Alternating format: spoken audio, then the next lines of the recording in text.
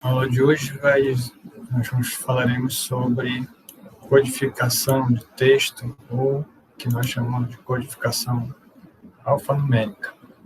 Então, vamos ver como é que é possível codificá-la através de bits e, eventualmente, transmiti-la ou apresentá-la numa tela. Então, essa história de você querer transmitir informação, isso daí já vem de longa data. Porque as necessidades com relação a isso sempre foram múltiplas. Então, por exemplo, sempre houve uma finalidade militar na transmissão de informação. Por exemplo, uma cidade que conseguia receber uma informação com antecedência que o inimigo estava chegando, poderia se preparar com tempo para uma batalha, né? Ou evacuar a população da cidade, ou seja, tomar alguma medida que pudesse surtir algum efeito benéfico. Sempre teve também a necessidade de você disseminar informação. Poderia haver um comunicado real, que todo mundo deveria saber, né? Uma nova cobrança de impostos, ou o que quer que seja. Isso precisava ser disseminado no reino.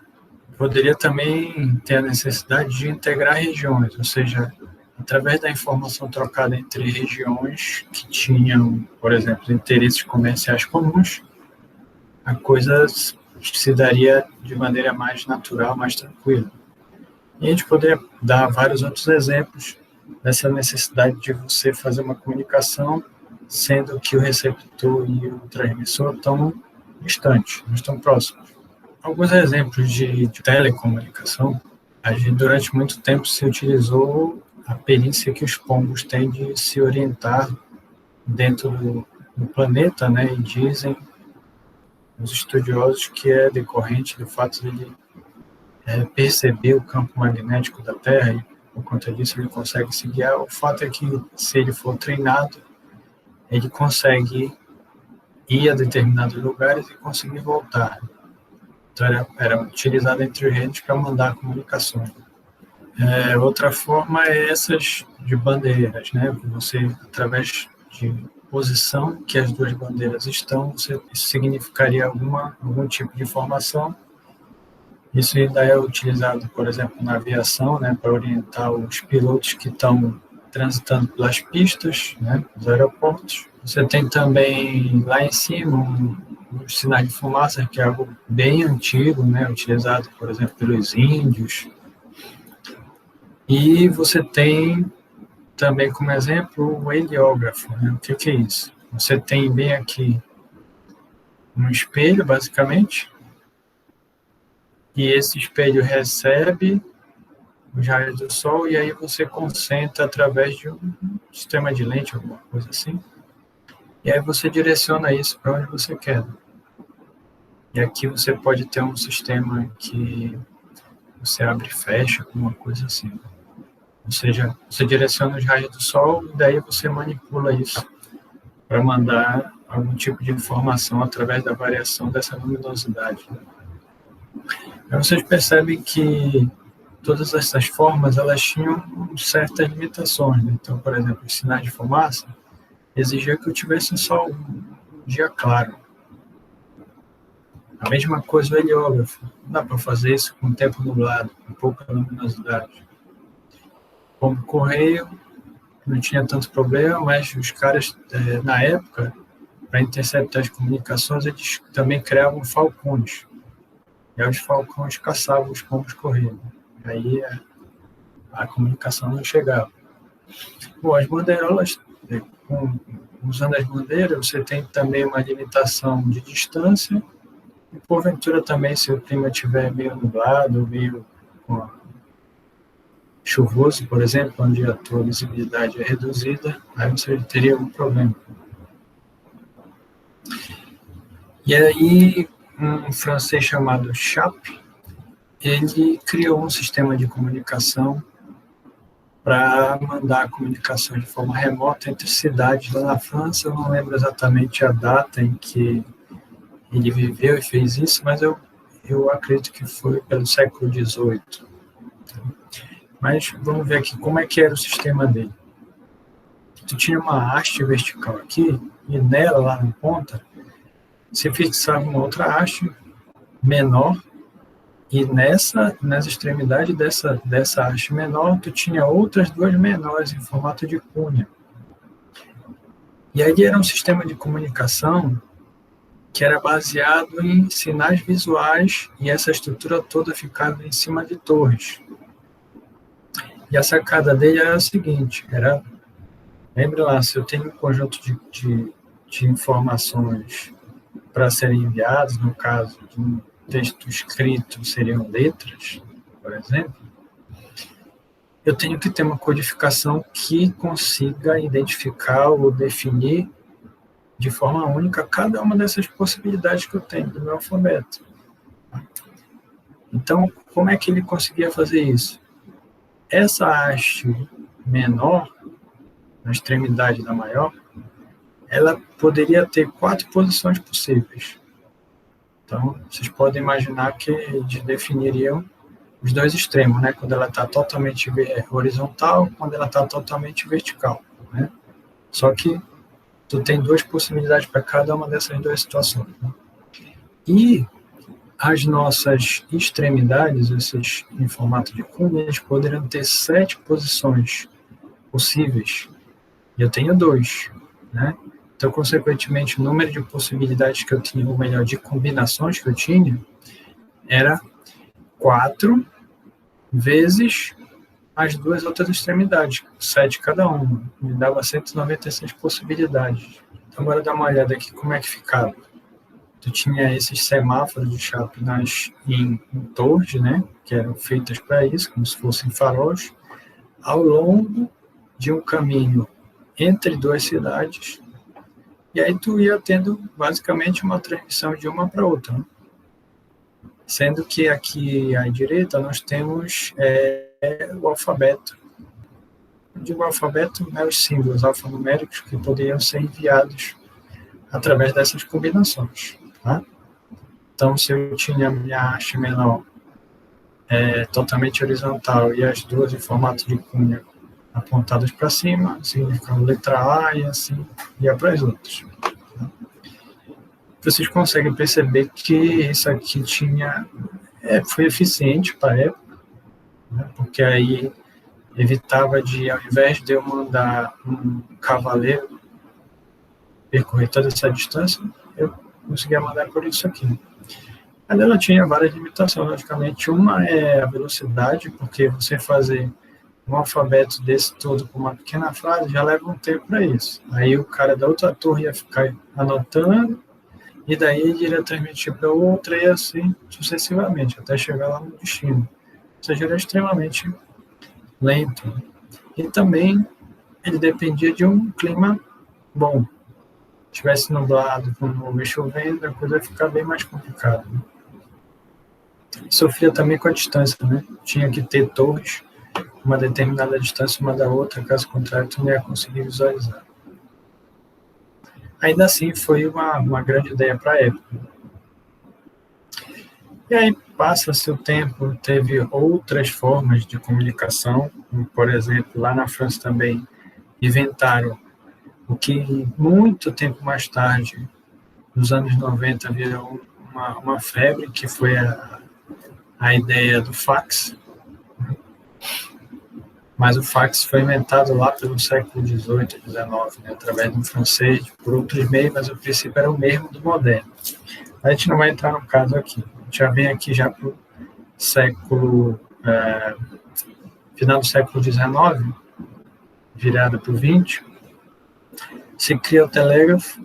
Basicamente, ele vai usar a eletricidade para enviar informações. Então, aqui tem uma GIF animada que mostra como é que é o funcionamento dele. Mas, basicamente, é um circuito elétrico. Ele, basicamente, é um circuito fechado, porque só através de um circuito completamente fechado é que eu consigo ter fluxo de corrente. Né? Então, se eu tenho aqui uma bateria, e aqui eu coloco alguma coisa, tem uma posição, passagem de corrente elétrica, eu fecho esse circuito, imagina uma lâmpada aqui, né? E eu fecho esse circuito, ou seja, eu crio um percurso fechado, aí, dependendo da resistência que, por exemplo, essa lâmpada vai ter, eu vou ter uma corrente, certo? Então, a ideia do telégrafo era basicamente isso, formar um circuito fechado. Qual era a diferença? O que tinha a mais nessa história? O que tinha a mais era um circuito que utilizava uma bobina, e essa bobina controlava uma chave. Vamos colocar aqui do outro lado. Assim. E aqui do outro lado também tinha uma chave.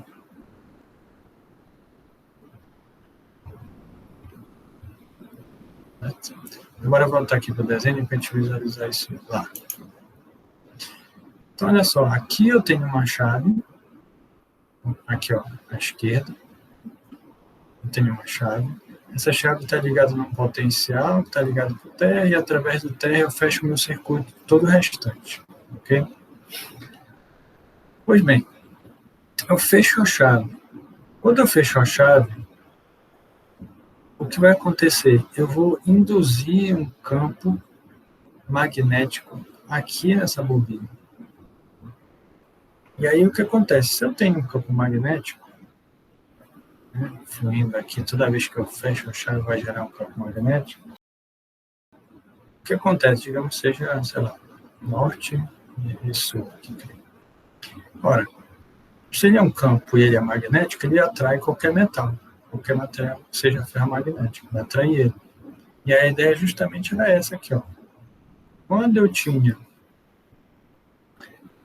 eu fechava a chave e energizava o meu circuito, aqui eu criava um chamado eletroímã, né, que é basicamente pegar um pedaço de fio e enrolar ele em torno dele mesmo, porque a gente sabe que todo e qualquer corrente que passa por um fio, ela gera em torno do fio um campo magnético. Se eu enrolo o fio, eu consigo concentrar as linhas de campo em torno desse núcleo que eu criei. E aí, consequentemente, eu crio um ímã, por isso que o nome é chamado eletroímã, ou seja, é um ímã que é gerado a partir da eletricidade. Passo corrente no fio, isso gera um campo magnético em volta, e eu dou um jeito de concentrar ele, que é justamente fazendo uma bobina. Ora, se eu crio um campo magnético, tudo que é de metal, que está próximo dele, vai ser atraído para ele. E é justamente o que acontecia aqui. Toda vez que no final das contas, qual era a ideia básica? É eu controlar esse circuito aqui que estava lá a vários quilômetros de distância, em outra cidade, através desse cara aqui, ou seja, era tudo automático, através do fenômeno da indução. Então, toda vez que eu fechava aqui, eu criava um ímã que atraía essa outra chave aqui, e aí ela ficava em sincronia uma com a outra. E lá do outro lado, magicamente, digamos assim, eu conseguiria ter um sistema que estava me identificando o que exatamente o outro cara lá na outra cidade, do lado do telégrafo, estava fazendo. E aí, basicamente, o que se fazia? Ao fechar e abrir as chaves, né, esse sistema aqui, que estão remotos, tu criava pulsos elétricos na linha, porque toda vez que eu fecho o circuito, eu vou ter um nível de corrente lá, né? Então, fechei o circuito. Vamos fazer como se fosse uma onda. Ao fechar a chave, eu passava a ter um sinal, toda vez que eu fecho a chave, ele volta para zero. Fecho a chave de novo, vai para um determinado nível de magnitude, né, a corrente, ou a tensão. Fechei a chave, ele volta de novo para zero, certo? Então, eu criava esses pulsos elétricos ao longo da linha, que basicamente iriam durar o tempo que eu durasse para eu apertar a chave. Como aperto a chave e seguro por mais tempo, o pulso vai continuar. Se eu desligar ou soltar a chave, ele basicamente volta para zero. É como se fosse um interruptor, né? Que eu ligo a luz enquanto ele está ligado, a luz está ligada.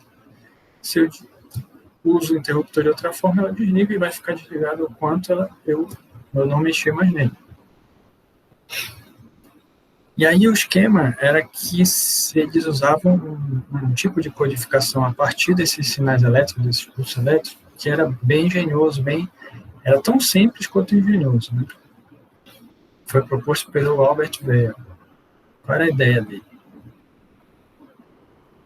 Os símbolos que tu querias representar, aquelas letras do algarismo, eles eram representados pela combinação de dois pulsos elétricos, de duração diferente, que a gente fala de forma simbólica como ponto e traço, mas basicamente o que a gente chama de traço é um pulso com uma largura maior do que o pulso que identifica os pontos, que tem uma duração menor. E a estratégia da codificação era que os símbolos que eram mais frequentes da língua, eles iriam receber o menor código. E aqueles que eram mais incomuns, que eram raros de acontecer, receberam o maior código, que é a chamada codificação assimétrica. Então, por exemplo, a letra mais frequente no inglês é o E. Então, ele recebeu a codificação mais simples possível, que era só basicamente um ponto. Agora, se você vê outros, eu estou codificando com 4 pulsos, o Z, enquanto que o E eu codifico somente com um pulso. Isso aqui é uma que a gente chama de codificação assimétrica.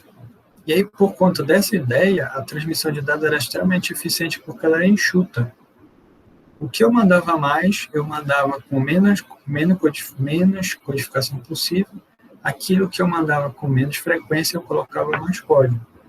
Ou seja, eu conseguia transmitir uma grande quantidade de informação com o menor nível de codificação possível, né? Das letras, das informações que formavam a tua frase que tu querias mandar.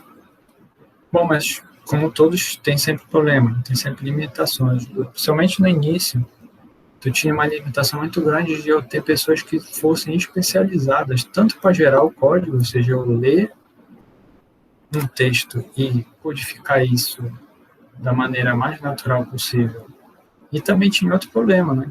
Que quem está recebendo lá, ele está escutando os barulhinhos, né? E ele tinha que mentalmente fazer essa conversão rápida em palavras, para justamente ele pegar a informação. Depois de um tempo, já passou a ter um sistema mais mecanizado, que já era tudo registrado num pedacinho de papel, que depois você poderia pegar o pedaço de papel e traduzir, e um tempo depois, já era traduzido, já tinha uma outra maquininha lá que fazia já a tradução para imprimir no papel o texto, né? Mas de uma maneira geral, isso já foi bem depois, passou-se um bom tempo tendo que ter pessoas que eram especializadas nisso.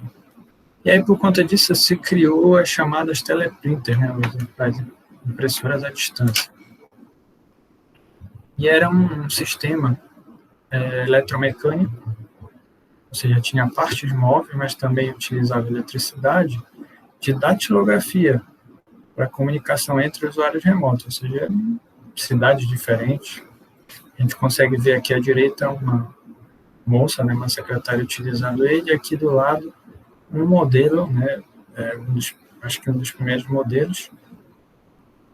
E tu tinha 2 máquinas basicamente iguais, papel, e aí a ideia era que, ao escrever aqui, lá do outro lado, a outra máquina, a estilo do telégrafo, magicamente ela ia escrevendo no papel o que a outra pessoa estava fazendo lá do outro lado do mundo. E aí um diferencial dela é que agora tu tinha, a partir do teclado, qualquer pessoa poderia utilizar ele, né? Bastava que soubesse datilografia, porque o teclado ele já está no formato que é via comunicação humana, são as letras do alfabeto. Então, se eu souber manipular uma máquina de escrever, está tudo certo, né? Ou seja, não precisava ter uma pessoa especializada para fazer a codificação. Porque a codificação é feita toda internamente, ou seja, fica transparente. É basicamente o que a gente tem hoje no computador. O computador tem um teclado, mas eu não sei o que acontece para lá, no teclado para diante, para na tela aparecer o que eu estou escrevendo. É transparente para mim. A única coisa que eu sei é que eu quero apertar a letra E e aparece a letra E lá do outro lado, magicamente, na tela do meu computador. Eu não sei quais são os processos que ocorrem, né? Eu não preciso saber para usar.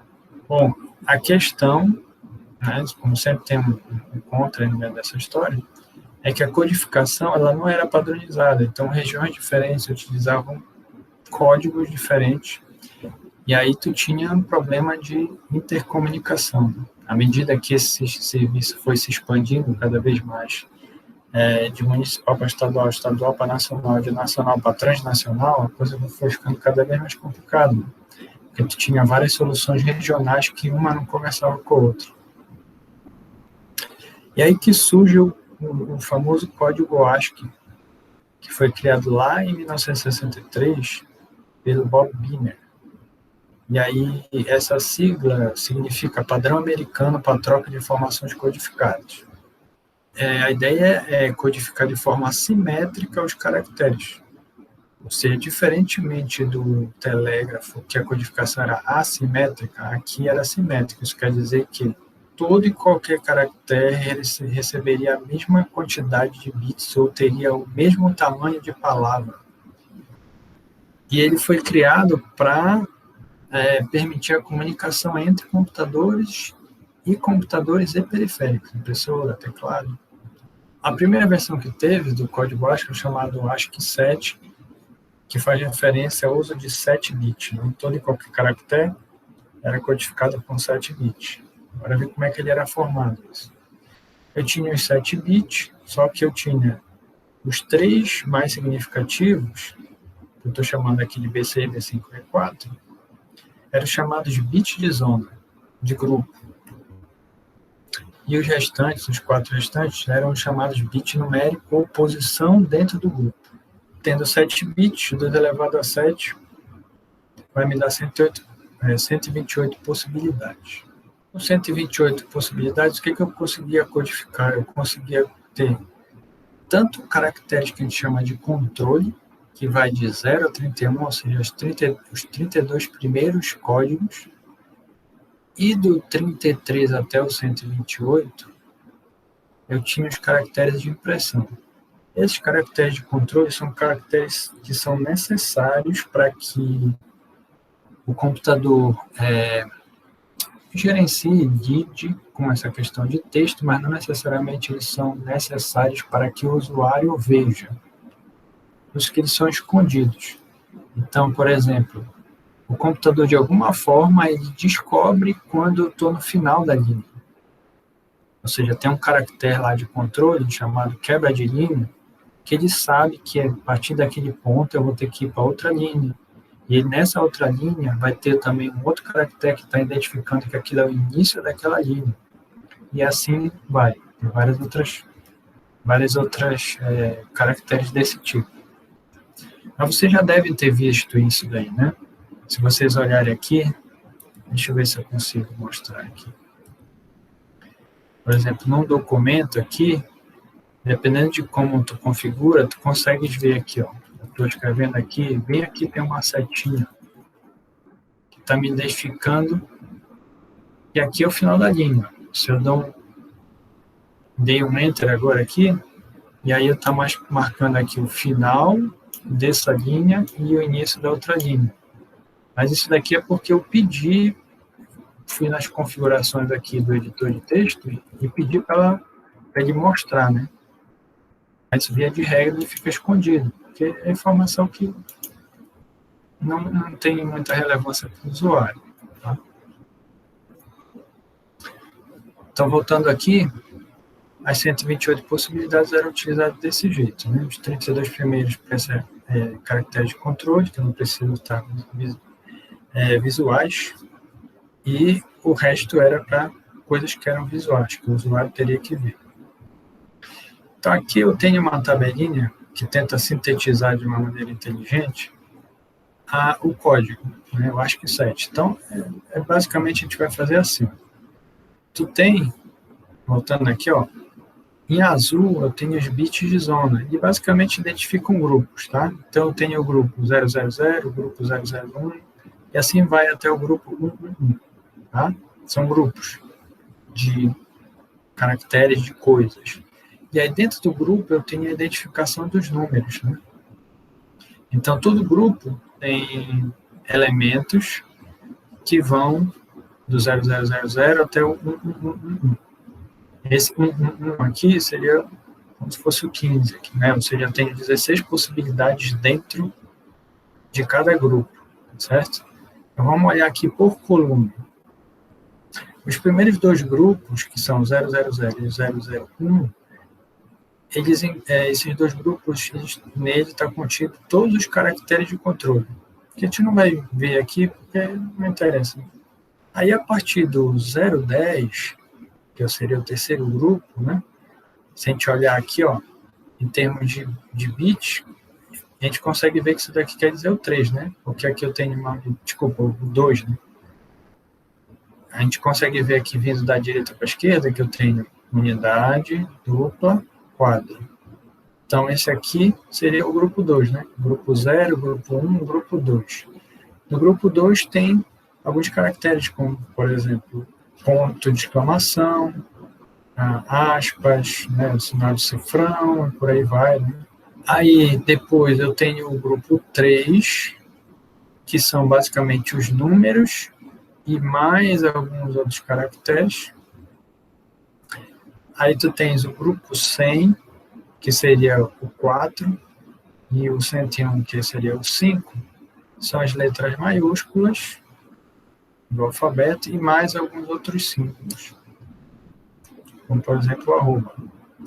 E o 110, que seria o 6 e o 7, o grupo 6 e o grupo 7, são essencialmente as letras minúsculas do alfabeto e mais alguns outros símbolos. Vocês não precisam decorar isso, vocês só precisam entender, mas é interessante a gente ver como os caras não fizeram isso ao léu. Eles tentaram ser inteligentes, até mesmo para que os programadores que se utilizavam do ASCII a todo momento, eles tivessem um meio fácil de decorar isso daí, né? De tanto usar, ele conseguir decorar ou relembrar de maneira simples, né? De maneira intuitiva isso daí. Então, por exemplo, só para vocês entenderem qual é a ideia.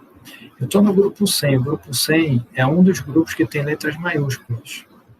E aí eu tenho A, B, C, D e assim vai. Assim segue. Então, dentro do grupo 100, eu tenho a primeira letra do alfabeto, a segunda letra do alfabeto, a terceira, a quarta e assim vai, nessa ordem. Então, ó, se é a primeira letra do alfabeto, eu vou codificar este elemento dentro deste grupo como sendo o primeiro. Então, se tu olhares aqui o numérico dele, né, os 4 bits de grupo, tu tens aqui que é o quê? 0001. Isso daqui em binário equivale a dizer 1. O que ele está dizendo? O primeiro elemento do grupo 4 é quem? É a primeira letra do alfabeto. E o segundo elemento do grupo 4, do grupo 100? Ora, o segundo elemento, olha, unidade dupla do segundo, né? O segundo elemento do grupo 100 vai ser a segunda letra do alfabeto e assim segue. A mesma coisa aqui no grupo 011, que seria o 3, né? O terceiro grupo. No terceiro grupo, qual é o, aspas, o número 0? É o 0. E o número 1? É o 1. E o número 2? É o 2. E o 3? 3, uma unidade com uma dupla. E assim vai. E para as letras minúsculas, a mesma história. Eu estou no grupo 110 ou no grupo 6, né? Uma quadra com mais uma dupla. Ora, quem é o primeiro elemento do grupo? Né? Ou seja, quem é o elemento 1 deste grupo aqui? É a primeira letra do alfabeto. E o número 2? Segunda letra do alfabeto e assim vai. Certo? Depois se criou uma versão estendida, que agora utilizava 8 bits, uma versão de 7. E a ideia disso era basicamente você aumentar o número de possibilidades. Bom, como é que ele era formado? Eles tentaram não mudar muito a estrutura, então basicamente eles botaram um bit a mais como sendo o mais significativo, ou seja, os bits de zonas que antes só tinham 3, agora eles passaram a ter 4, e jogaram esse bit a mais por mais significativo, porque eu sei que se eu olhar aqui e colocar, por exemplo, isso aqui, né? Isso daqui seriam os bits de zona, identificando qual é o grupo, e esse aqui seria a posição dentro do grupo. Ora, isso daqui e isso aqui é exatamente a mesma coisa, né? Porque o zero à esquerda não tem qualquer contribuição, né? Tanto faz. Então, basicamente, o que eles fizeram? Botaram esse bit a mais, porque aí, aqui, ó, se eu botasse um bit a mais aqui, até a possibilidade de 128 não ia fazer diferença nenhuma. De 128 a 255, esse bit aqui já seria 1, e aí tu teria as outras possibilidades. E isso permitia você utilizar, por exemplo, acento, marca registrada, símbolos de línguas latinas, como, por exemplo, o A com acento, coisa que não tem no inglês. No inglês não tem acento. Vou fazer uma demonstração aqui para vocês verem. O teclado do nosso computador, ele utiliza o código ASCII. Tá? Então, quando a gente tecla nas letras aqui, internamente ele está fazendo essa codificação, mas eu posso usar o próprio teclado e mandar os comandos ASCII que ele vai entender. Tá? Então, o que a gente vai fazer? A gente vai ver, dar uma olhada aqui na tabela ASCII.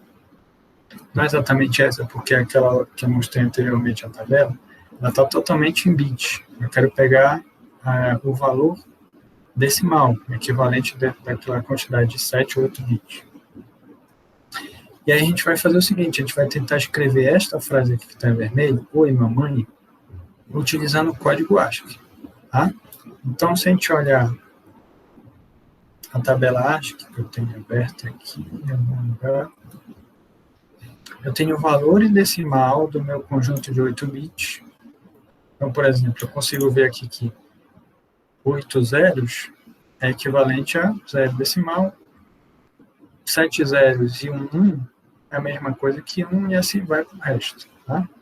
Então, eu tenho aqui na primeira coluna à esquerda o meu valor decimal, a segunda, a terceira, a quarta é o binário e o símbolo. Tá aqui. Então, o que a gente vai atrás? A gente vai atrás dos símbolos que formam esta frase, vai anotar os números dele, decimal, e daí a gente vai fazer a demonstração. Tá? Então, vamos dar uma olhada. Primeiro, aqui eu tenho um espaço. Se vocês olharem aqui, eu tenho oi, espaço e a outra palavra, certo? Então, o primeiro que tem aqui é o do espaço. Vamos achar ele aqui. Deixa eu ver aqui, ó. Bem aqui, ó. Espaço. Vamos ver qual é a codificação dele em decimal, que é o que me interessa. 32, tá? Eu vou anotar aqui isso. E aí depois a gente vai utilizar. Deixa eu abrir, deixar um pouquinho melhor. Vou facilitar a nossa. Então, o espaço é 32. Depois vamos lá para as letras. Letras maiúsculas. Tá? O A de mamãe é 65. Vamos buscar o E, 69. Certo? Ó, como eu falei para vocês aqui, o A é a primeira letra do alfabeto. Então, se eu pegar aqui, ó, eu tenho 4 dígitos, que seriam os bits de grupo, e 4 dígitos primeiros, mais significativos, que são os bits de zona. Então, aqui está me dizendo que este símbolo aqui, ele está no grupo 100, ou seja, no grupo 4, e ele tem a posição 1, que justamente identifica a primeira letra do alfabeto, letra A. A gente já viu, aí nós precisamos agora do M, né, que é 77.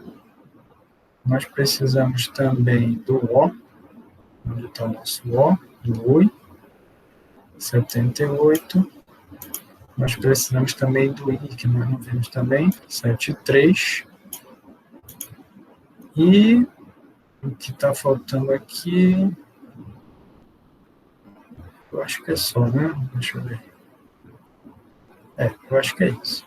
Então, a gente pegou os valores decimais, aí o que a gente vai fazer? Isso vocês podem reproduzir aí na casa de vocês sem problema, desde que vocês tenham um computador ou um teclado que tenha aquela de entrada, aquele teclado totalmente numérico, né? Deixa eu colocar aqui para me ver aqui. Bem aqui, ó. Qualquer teclado que tenha essa parte bem aqui, você pode utilizar. Ah, por que não funciona aqui? Se aqui também tem números. Porque aqui essas teclas são multifunções. Então não vai funcionar. Aqui não. Tá? Então todo computador que tiver esse tipo de teclado aqui numérico, você pode utilizar para fazer. Tá? Então como é que a gente vai fazer isso aqui? Eu vou abrir aqui um documento do Word. Tá aqui. Tá? E aí, o que você precisa fazer? Aqui, ó. Comando 4. Digite os códigos decimais 1 a 1, segurando a tecla Alt e veja o que acontece. Ou seja, eu aperto Alt, digito o código em decimal da letra que me interessa, solto Alt, e aí vai acontecer alguma coisa. Depois eu coloco os outros comandos. Então, vamos lá. Vamos colocar aqui. Primeiro eu quero escrever o O. O O, como a gente viu, ele tem o código em decimal 79. Então, o que eu vou fazer aqui? Eu vou botar... Vou ligar a câmera aqui para vocês poderem ver o que eu estou fazendo. Tá? Na tela. Ou melhor, no teclado. Vou botar aqui assim. Assim, e a nossa telinha aqui. Vou colocar bem aqui do ladinho. Bem aqui à esquerda o que eu vou escrever. E à direita, a câmera da minha webcam, que vai permitir que vocês vejam o que eu estou digitando. Tá? Agora vocês estão vendo a tela do meu celular, estou espelhando ela aqui, e eu vou abrir a minha câmera aqui, só para vocês poderem ver. Estou aqui, ó, no meu teclado numérico, né? Aqui no meu computador, tá? Onde vocês estão vendo aqui o que eu estou fazendo. Vamos voltar para cá. Vamos lá. Alt 79, O, Alt 73 e Alt 32, espaço, Alt 77, que é o M, Alt 65, que é o A, Alt 77, que é o M de novo, Alt 65, que é o A, sem acento, e Alt 69, 69, que é o E, e por último, Alt 33, que é exclamação, certo? Então, tudo através do nosso código, né, código ASCII que eu coloquei aqui através desse teclado numérico, utilizando a tecla Alt, bem aqui. Beleza? Então, vamos parar aqui esse caminho aqui. Ok? Então, isso aqui eu particularmente acho muito bacana. Quando eu fiz essa primeira vez, eu disse, oh, meu Deus, parece o cara que está vendo fogo pela primeira vez. Né? Então, façam aí na casa de vocês, que vocês vão gostar também. Vamos lá para outra demonstração. Visualizando a codificação de caracteres, tá? Então, o que eu vou fazer? Eu vou salvar caracteres em código ASCII no editor de texto, por exemplo, o WordPad, tá? Então, eu vou salvar uma única letra. Abro o software, digito uma letra, salvo o arquivo, só que eu vou salvar de uma forma que seja em código ASCII, certo? Que no caso é escolher documento de texto. Então, vamos entrar aqui no WordPad para a gente ver aqui. Então, vou entrar aqui no WordPad, o mesmo que eu já estava, vou apagar isso aqui, vou maximizar a tela, para a gente poder ver. E o que eu vou fazer é, simplesmente vou digitar a letra A. É isso. Aqui eu vou salvar. Então, Eu vou escrever aqui, teste.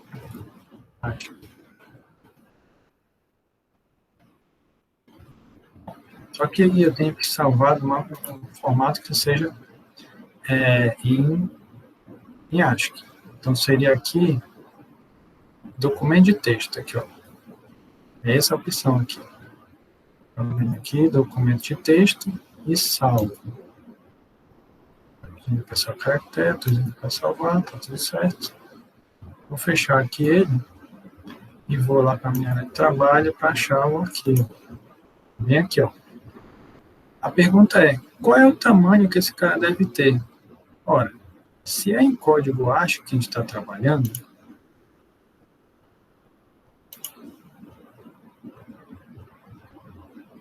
se nós estamos em código ASCII, a gente já sabe que é 8 bits, certo? 8 bits é a mesma coisa que 1 byte, ok? Um octeto. Agora ver o tamanho desse código, desse arquivo que eu acabei de salvar. Tamanho 1 byte, certo? Que confirma que a codificação que está sendo utilizada é o ASCII, né? Porque eu digitei um único caractere no meu texto e aí, consequentemente, está me dando o tamanho de 1 byte. Agora vamos ver outra coisa, né? A gente vai abrir um outro editor de texto que ele é utilizado por programadores, tá? Porque eles precisam fazer conversões entre sistemas, né? E lá a gente consegue ver a conversão. Então, a gente vai abrir esse carinha que é o Notepad++, né? Que tem a ver com C++. Digite um conjunto de caracteres, selecione o texto e vai converter e escolha ASCII para hexadecimal. Compare os dados numa tabela ASCII. Então, vamos lá. Bora abrir aqui o nosso... Este carinha aqui, ó. Que é o Word. O Notepad, melhor dizendo. Notepad mais. E vamos digitar aqui uma quantidade de caracteres. Sei lá, vou digitar aqui o A, o E e o M. Vou digitar primeiro só uma que a gente já sabe. O A. Vou selecionar a letra que eu quero e eu vou em, acho que é ferramenta, deixa eu ver aqui, plugins, vem aqui. Plugins, converter, aí eu vou de ASCII para hexadecimal. Ó, se eu apertar aqui, vai aparecer 41. Está em hexadecimal. Para ver se isso faz algum sentido para a gente. Né? A gente já viu que a letra A, no código ASCII, ela é o equivalente ao 65. Olhando aqui na tabelinha, vai ser 0, 1, 0, 0. Então, 0, 1, 0, 0. E depois a numeração dentro desse grupo aqui, que seria a primeira letra do alfabeto. Beleza. Ora, isso aqui está em binário. Como é que eu converto para hexadecimal? Já sabe que é agregação, né? Você, imaginando que a vírgula esteja aqui à direita, eu vou agregar de 4 em 4, né? Porque eu sei que cada dígito hexadecimal equivale a 1. Ou melhor, equivale a 4 dígitos binários. Então, se eu estou de binário quero passar para hexadecimal, eu tenho que agrupar de 4 em 4 bits. Que número é esse aqui? Eu sei que isso aqui é unidade, dupla, quadra, oitava. Consequentemente, isso daqui vai ser o 1. Isso aqui, unidade, dupla, quadra, oitava. Eu estou vendo que tem uma quadra, ou seja, é o número 4. Então, é este número aqui, que se eu convertesse para decimal, ele seria o 65. Seria o 65 em decimal. E em hexadecimal, equivale a 41, que é justamente o que está sendo mostrado aqui. Ó. Quando eu converti de ASCII para hexadecimal através do plugin aqui. Tá? Eventualmente, eu posso converter de novo, né? Seleciono aqui 41, vou converter e peço de hexadecimal para ASCII, ele mostra a letra A. Ok?